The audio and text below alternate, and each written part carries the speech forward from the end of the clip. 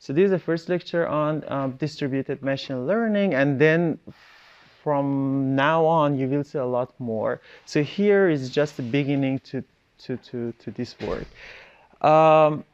What did we have so far? Everything was about centralized machine learning. We can go to the recap for that.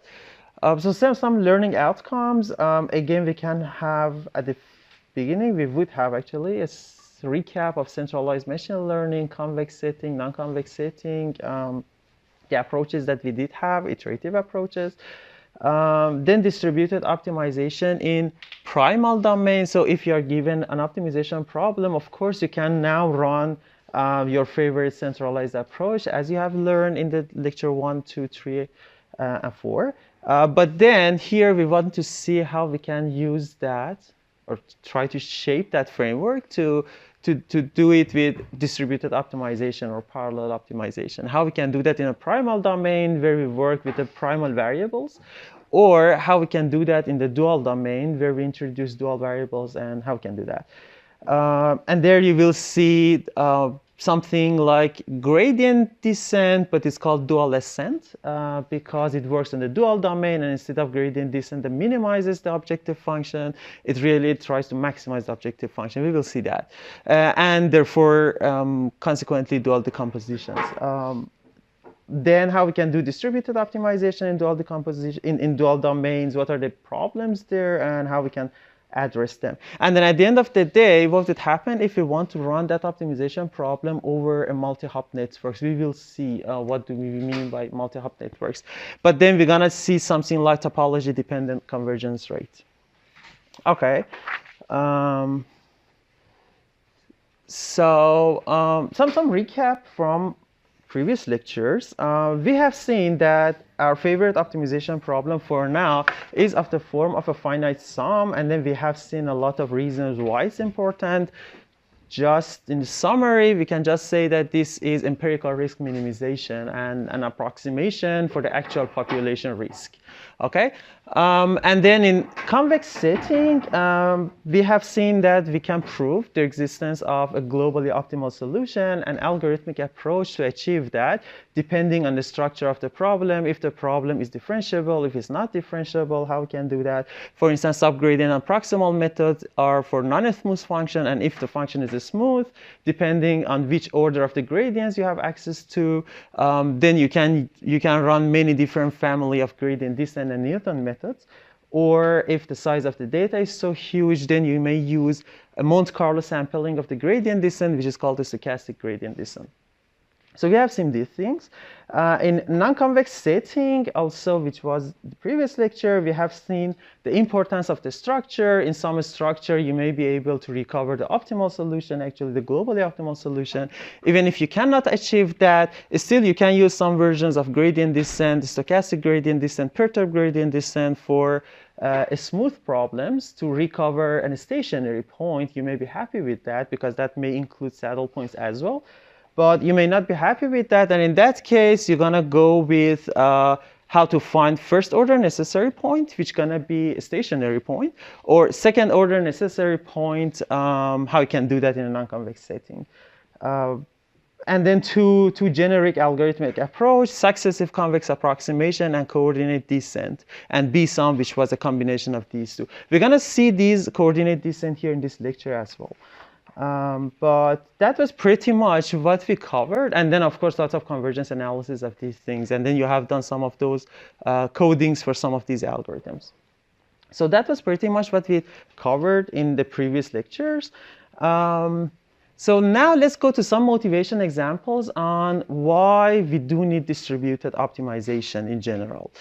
Okay, so first, let's consider an architect like that where we do have a master node. It may not be necessarily a physical node in the sense that one of the workers can act as the master node if it want to be physical, or it could be a logical central controller or whatever, depending on the application. But at the end of the day, we do have a master node and some workers, and then the workers will do some form of computations, send something to master node. So here you can see with these lines, that workers will send something to the master node will do some form of simple computation, send back some parameters, then workers will do some heavy computation, send back everything to master node, again another round of simple computation, and you can do that until some convergence. So this is one example why it is important and great, because just imagine that you want to optimize over a huge data set, then you can just use distributed optimization, just to split that data set among different workers and then ask different workers to do sub-problems. For instance, just imagine that you want to solve some form of combinatorial optimization, and the problem is like NP-hard. But then definitely you can solve an NP-hard problem if the number of parameters are like 1, 2, 3, 4. But then if the number of parameters is like 100, then probably you cannot solve that problem. So what you can do is that even for some simple approximation and heuristic, you can split that problem to some smaller problems that you can handle, and then try to somehow achieve the globally optimal solution if you can do. If not, try to somehow approximate that globally optimal solution in that case. With our case, since we're talking about convex optimization, we can really recover the globally optimal solution anyway. So to make everything concrete, you may assume that those workers, they are something like smartphones, for instance, and they do have their own private data, and they don't want to share the data, okay?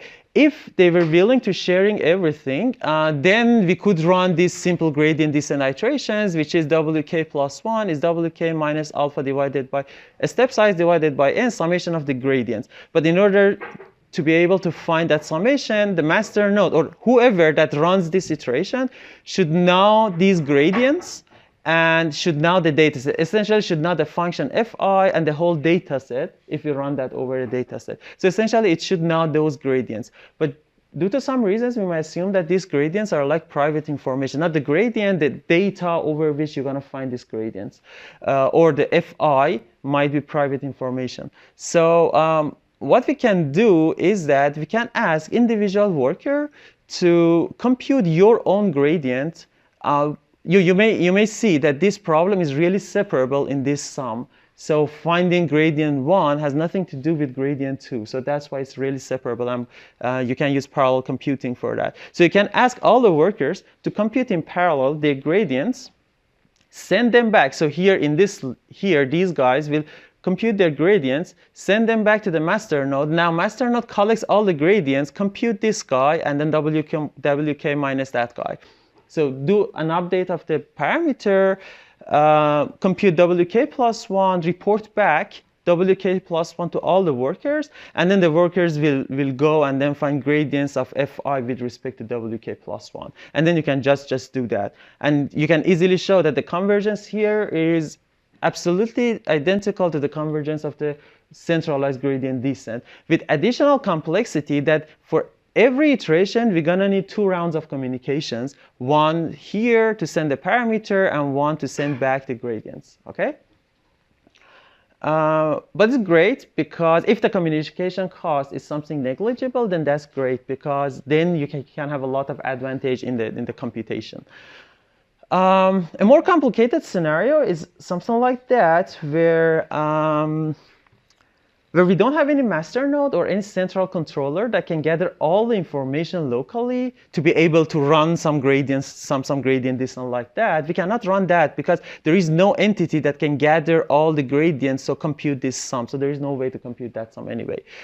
So what we can do is, first of all, so the main question in that setting is how we can converge to W star, which is, let's say, the optimal solution, the parameter that you want to find using this architect. So this architect can, for instance, include a networks of several mobile phone or sensors, and then you want to run some form of optimization problem, essentially some learning on these, but then individual of these sensors, they do have their own private information and they don't want to share those information. One, of course, simple way is just to say that, okay, this guy, for instance, is, or let's say this guy is the central controller or the master node, and ask everybody else to send the gradient to that guy. So this is doable, but then just imagine for one node like this guy, should undergo 2 different communication links, and you can just scale that to some very big networks. So you may need to have a lot of communications per every iteration, and this is something that we don't really want to have. Okay. One more difference between these two setups is that in the first setup, master worker setup like a star topology, we do have a single point of failure. So if due to any reason master node fails, then definitely these iterations fails. Whereas in this setup, we are much more robust. So we may be able to do something very easy to change the topology to make it really robust to failure of any individual nodes here. So let's go with a warm-up example to see.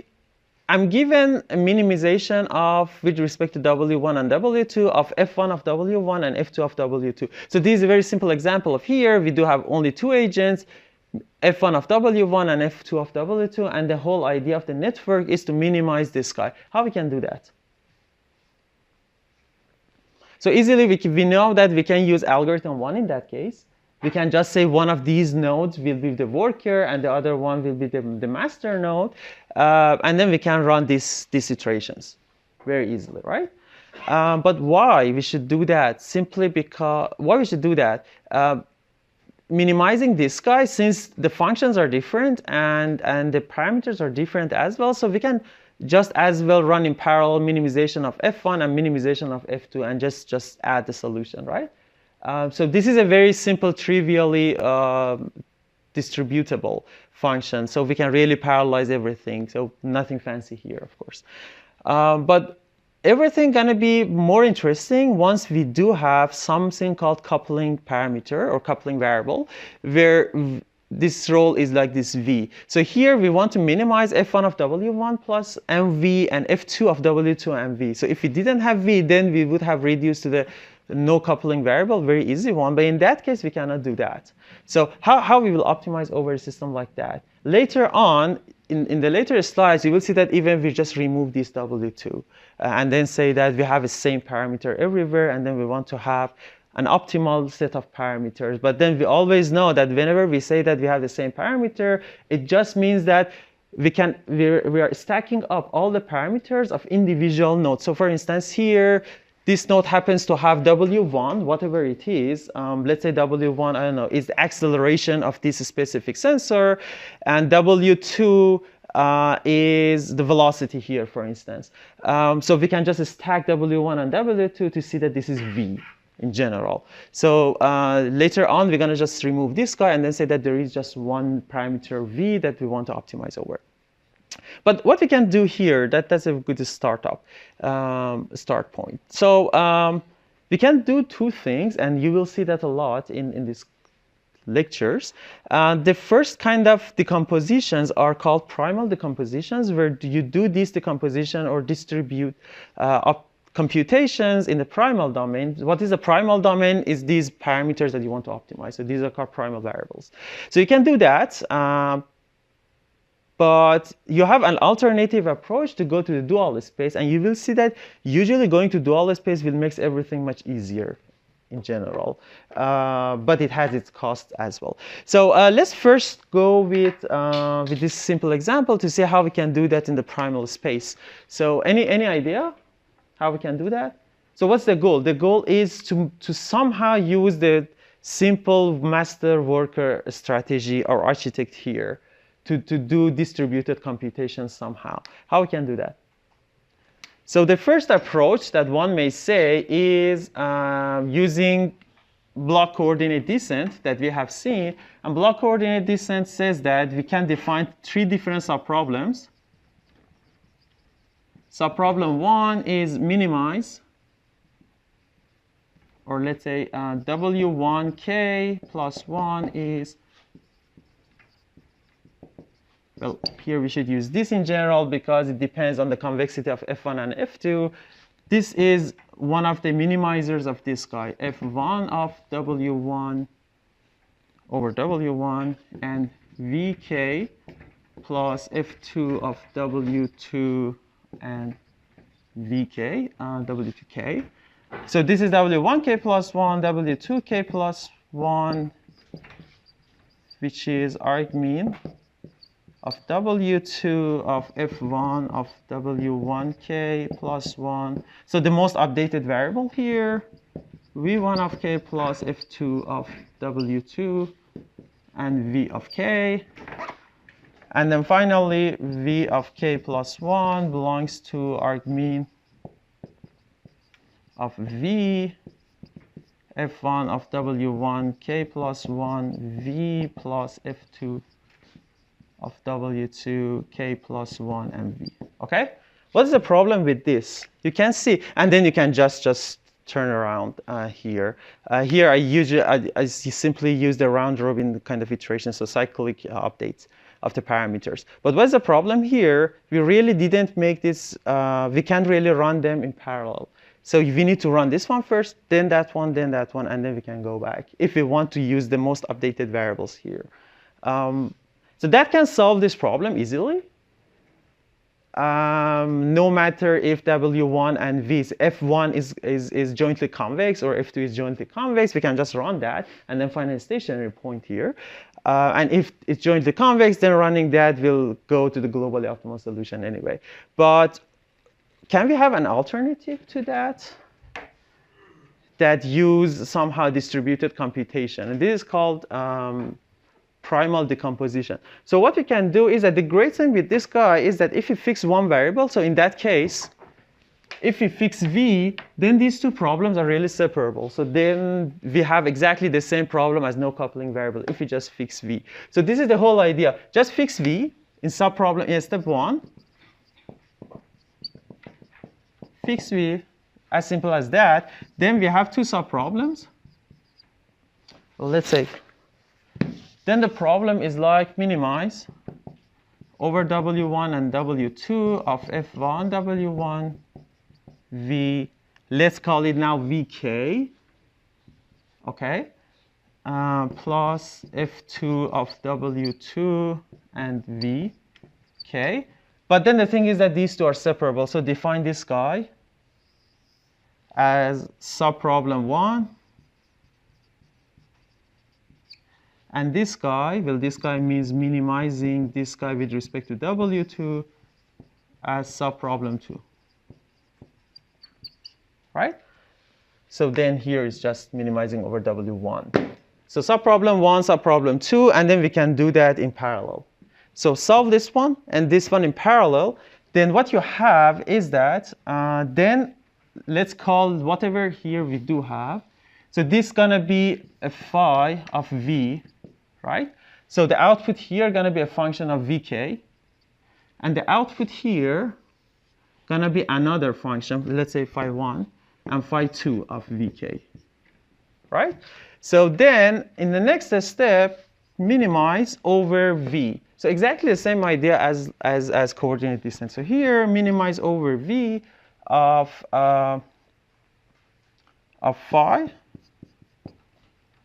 of Vk plus phi, let's discard even V. We didn't need K here. V and phi 2 and phi 1 of V. So this is the whole idea. And the way that we're going to minimize this guy is we can now use a simple gradient descent here. So Vk plus 1 going to be Vk plus, or yeah, plus alpha k minus gradient of phi 1 minus gradient of phi 2 with respect to V. As easy as that, right? So if we run that guy, then we can converge. So what the primal decomposition says is that run subproblem 1, run subproblem 2, do one iteration here, find Vk plus 1, then again run subproblem 1 and subproblem 2. But then the good thing is that now we can run these two subproblems in parallel. Okay? So this is the whole idea of primal decomposition here. So we have these two subproblems that I already have mentioned. So these two subproblems here. So subproblem 1 is exactly this guy, and subproblem 2 is this one, and find W1k, W2k, or k plus 1, and then find subgradients of this. Because why not gradient? Well, because phi might not be differentiable, or non-smooth could be. So in that case, we just go instead of this guy, we will find a subgradient. instead of gradients, we're going to find some subgradients. Let's call it G1 at point VK. Because this is the gradient at point VK, right? So just replace this gradient with subgradients. You already know that. Or you can use proximal operation as well, but then subgradients is just easier to work with. So then we do have these iterations to minimize over V, and then we will just go that in a loop. So for all K, we'll do that.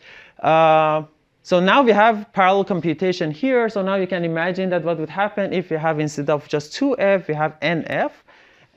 Then we do have n parallel computation here in this step. The great thing with these iterations is that we are feasible in all the steps. So here you can see that it was like unconstrained optimization problem. But what would happen if in the original problem I don't have that? So let's say this W1 belongs to some set W1 and belongs to some another convex set W2. So then you can just imagine that here instead of these two steps, and then what would happen if also V belongs to some set V? It's just easy, right? Then what you need to do is that in this step, you just need to project the solution to this convex set. You need to project this solution to that convex set, to this convex set and that convex set. And finally here, you need to have another projection operator here, OK? But then the thing is that at every iteration, you can make sure that the solutions, W1, W2, and V, they're all feasible. So these are great things here. What about in the dual? So this is pretty much what you would do in the primal space. But what you would do in the dual space. So our problem was minimizing f of W1 and V and W2 and V. Well, that should be F1 and F2. Now you can just, so we have a coupling variable, but then the usual trick that in that case you will use is to define this new constraint. So we have seen in lecture 1 that, or lecture 2, that sometimes it's much easier to add some new constraints or add some new variables. So this is one specific example. In that case, it makes everything much easier to define this. So we define a new constraint, and any feasible solution here is exactly the solution for this guy anyway. So, but then the problem happens if the solution here is not feasible. We will see that. OK, so this essentially says that minimizing F1 and F2, defining instead of V1 and V2, and having this called consensus constraint, V1 equal to V2. So you can define the Lagrangian here. Lagrangian going to be like this. So Lagrangian is the objective function minus some Lagrangian multiplier that constraints V1 minus V2. So the constraints, you know that the constraint should be in the form of some G equal to 0. So V1 minus V2 equal to 0. So here is the Lagrangian of that. And then you can just write it down as like this. So just merging these two and then these two together. Now you can see that the Lagrangian is separable. So although the objective function was not separable, so the function was not separable in the primal domain, but now it is separable in the dual domain. And this is actually the trick that you're going to use almost all the time. So we will see that in dual decomposition as well, in ADMM in the next lectures as well. OK, so the whole idea is that the problem will be really well separated, usually in the dual domain. OK.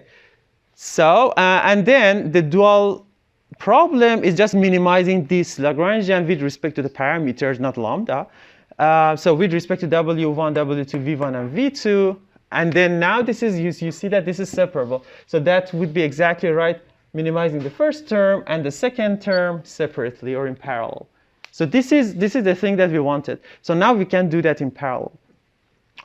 Let's try to compare the solution. So you already know that the dual function and the optimal solution in the dual space is a lower bound and the primal optimal value. But let's see. So here we do have that. You can just write it down. I'm just replacing this V1 with V here because these two are separate problems anyway. So just changing V2 to V. Then you would have something like that. This should be plus here, and this is F1 and F2. And then we know that this is minimizing over two things, which is lower bounded by minimizing over the objective functions here combined. And then if you do that, then this guy is actually minimizing over W1, W2, and V of f of w1 and v plus f of w2 and v. Very easy, right? So this is exactly the original problem that we have started from. And then let's say the solution of this guy is p star, then this is p star. And then we just show that whatever the solution here is, minimizing this L gives us, which is a function of lambda, by the way, because we have optimized over these 4 parameters, but not over lambda. So whatever the solution is for any lambda, the solution gonna be a lower bound for the actual solution p star. And something called strong duality, if it holds, then the solution here could be identical. Since now we know that d of lambda, the dual variable is, let's call it even d star. Well, no, it's not d star, d of lambda anyway. So d of lambda is lower bounded by p star. So let's try to find the lambda that the tightest lambda here, so the one that's closest to p star, which gonna be easily called the dual problem, which is maximize over d of lambda over lambda, right? And you know why we do that, because this is a lower bound, so we try to find the tightest lower bound. That's the whole reason here. So now you will see that you have seen that this part is really not that much relevant here. So we have end up to finding this d of lambda, and then we want to maximize this guy. How we can do that? We can use just gradient descent, right? So we can write it down as minimizing over lambda of minus d of lambda, and now we can write write iterations of gradient descent here, which says lambda k plus 1 should be lambda k minus alpha k gradient of d of lambda k with respect to lambda, right? So that's it. And what would happen if this function due to any reasons is not differentiable, then in that case, instead of this gradient, we just replace that by some g of lambda k, and g is just a subgradient here, so in general. So this is the whole idea here. So we do have 2 steps. Again, the first step is just to run these two in parallel, find these 2 terms, so essentially find d of lambda, and then the master node, step 2, will try to maximize this guy. Maximizing this guy means running these iterations. So now exactly the same trick as the primal decompositions here, but this is called dual decompositions. So now let's look at the algorithm. Well, by the way, you can show that this g of lambda, so one subgradient for these kind of constraints, linear constraints v1 equal to v2, the subgradient is this guy. And these guys are the solution of these problems. So here you had these 2 problems. I said that you need to run these 2 in parallel. You will run these 2 in parallel, but then that subgradients of this guy is very easy. The subgradients is the solution of this one minus the solution of this guy. That's it. So that is the dual decomposition in general. Well, not in general, in this form of example, which says solve these 2 subproblems in parallel. So arginf, well, a little bit generalization of the minimum. So find arginf of w1 and v1. So those 2 separate problems, run them in parallel. So you can imagine that if you have n constraints, and not n constraints, n functions and n different variables, at the end we would have, instead of 2, n of these guys in parallel. We will see that. And then they will return v1 and v2. And then the master node will run lambda k equal to lambda k minus alpha k this guy. Minus of this guy is actually the subgradient. So essentially it runs a subgradient here. And that's it. What is the problem here? The problem here is that, first of all, it usually converges very slowly. And there is a whole bunch of algorithms called augmented Lagrangian to try to improve the property of the function in the dual domain, just to improve the convergence property. So you need a lot of assumptions here to make sure that you will converge. The thing is that here you will converge very fast in the dual domain. It doesn't mean that you will converge in the primal domain. So after some points, you're going to converge, but then you are violating v1 equal to v2. So the solution is not primal feasible. So what you would do that in that case? Just run that, find v1 and v2, and then there are lots of heuristics. One thing that people are usually working with, it just replace v1 and v2 with the average. here. So a consensus over V1 and V2. Now you have the primal feasibility on V1, and now you can just run again this guy and this guy to find a better, well, you don't need lambda anyway here, to find another W1 and W2, a better W1 and W2. But by the way, you need to realize that even if you replace that guy, instead of V1 and V2, you use this consensus form, then you are not optimal anyway. You do have some optimality gap here. There is a nice interpretation of these dual decompositions that makes it really interesting, especially in application, not in theory. But in theory, it's really interesting as well. But just in application, it's really interesting because this lambda, there are lots of physical meaning for that guy. So one interpretation is just the price. So this V2 minus V1, if you remember, we had this constraint of V1 minus V2 equal to 0, right? Just imagine that V1 minus V2, you will see that later, but just assume that in some application, V1 minus V2 is just the resources, and the resources remain. And V2 minus V1 or V1 minus V2 just doesn't matter. If it is positive, it means that there are some additional resources. And so what does it mean? If there are some additional resources, then this is positive. So lambda k minus something positive means that lambda k plus 1 would be smaller. So if there are some resources remaining, then the price is going to be down. And if you are violating that, so V2 minus V1 is negative, then price is going to be higher. It's not that much clear in this form, but later we will see the projections, and in that case, it's going to be really, really visible. So essentially, what the master node does, and this is another main difference between primal decomposition and dual decomposition. In primal decomposition, you are working to optimize directly resources, so V in that case. Here, the master node is not optimizing V. So again, recall that here the master node optimizes V directly, so the resources directly. Whereas in this case, the master node will just govern some high policy for the market. So it actually just determines the prices, that's it. And let all the players in parallel do their biddings, which is called V2 and V1. And then we would have another round of bidding with some higher levels of prices governed by the master node. So this is a very nice interpretation of these iterations. So master worker architect, which is single hop kind of network. So essentially here we do have something like a star topology. There is a master node and some workers, and we're going to distribute the load of computations among the workers. So this is generalization of the warm-up in the dual decomposition form. So let's see. We want to minimize in general. So this is a simple example here that we don't have summations of f. We're going to have that in next lecture, with next slide. But here we do have only a minimization of f subject to some polyhedron, so linear constraints. And then the Lagrangian dual function here is simply objective plus lambda transpose AW minus B, so constraints equal to 0. So then the Lagrangian dual problem is just maximizing this G of lambda, as we have already seen. And then you can just show that this is identical to this guy. So the objective function G of lambda is identical to this guy. And just to recall, what is F conjugate?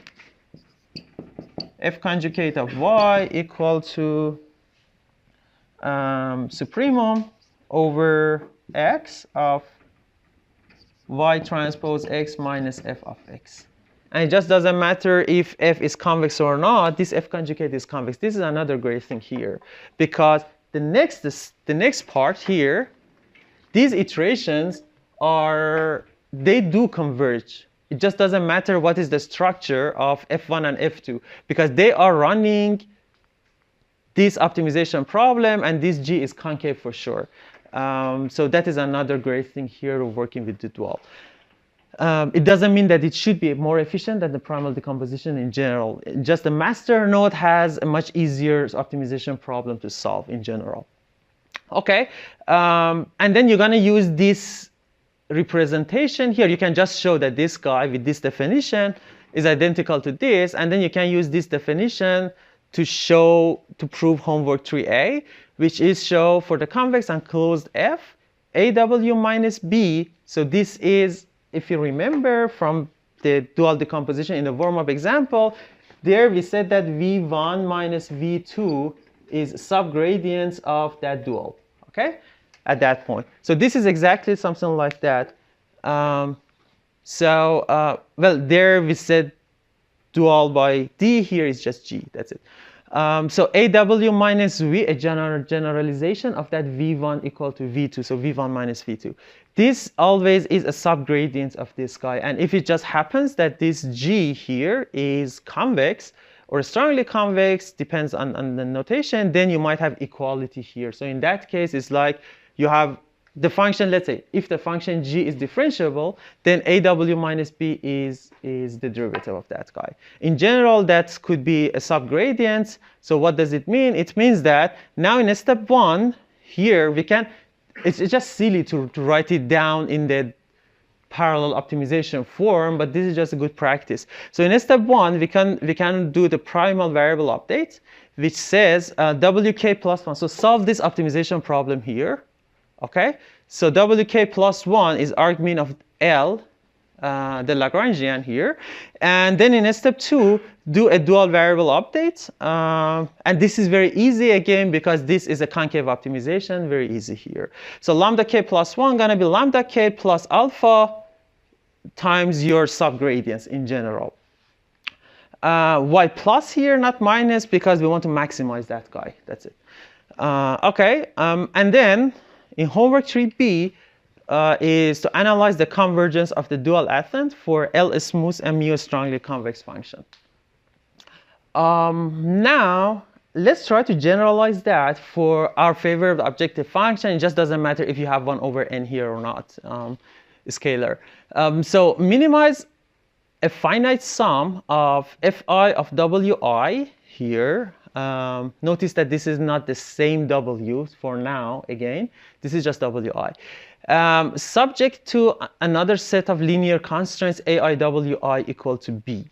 If we didn't have this constraint, then that was trivially separable, right? Then we could just optimize over individual objectives. But now we do have this coupling through this constraint. So how we can do that? Again, we can use almost the same kind of tricks for the primal, but what we should do in this case, in the dual, it's extremely easy. So what we should do is that just form the Lagrangian, and you will see that it's easily separable of this form of Lagrangian I, and separable means that you can just pack everything that has index I somewhere, okay? It has nothing to do with some index j. So for all the index I, we can, this Lagrangian, the summation minus lambda of this guy, can be written as the summation over all indices I of fiwi plus lambda minus 1 over n, that guy, okay? All these variables, wi, ai, wi, fi, so all of them are locally available at the worker, for instance. But then the only thing that is not available is lambda, because lambda is something that is unique for the whole problem. So you will see this lambda for the first term here, for the first summand, second summand, third summand, so all those terms. So here now you can have some sense that there should be a master node that governs what is the lambda. Given that lambda, now these summations are separable. These terms are separable. So then you can do in step 1 primal update in parallel. So for all I from 1 to n in parallel, you will, well, let's say worker I will do this update. So it updates its own Lagrangian. And then send back, depending on the scenario or on the implementation, if the master node has some knowledge of AI, so if AI is known to the master node, then it can just transmit or inform WIK. So the solution here, let me see. It should be k plus 1 here. It should be k plus 1. It will just send these variables, the primal variables, or if AI is not known, again, the complexity is the same, because instead of that, it just sends AIWI. So the dimensions are the same. It sends that to the master node.